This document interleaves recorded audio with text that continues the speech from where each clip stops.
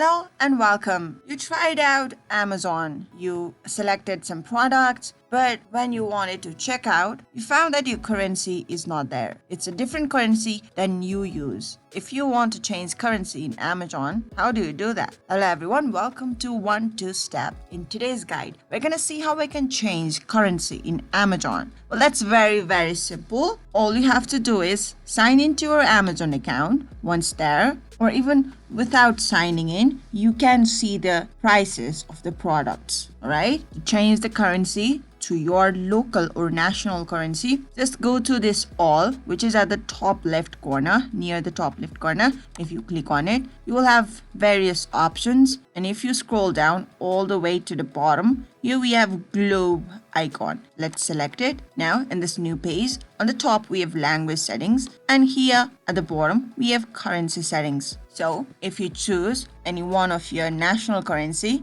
you will have all the prices and cost with reference to that currency. All right, once you have selected the currency of your choice, just do save changes. Your currency will be saved. If you found this video helpful, do give this video a big thumbs up. Still have any questions? Do leave them in the comment section. Until next time, bye-bye.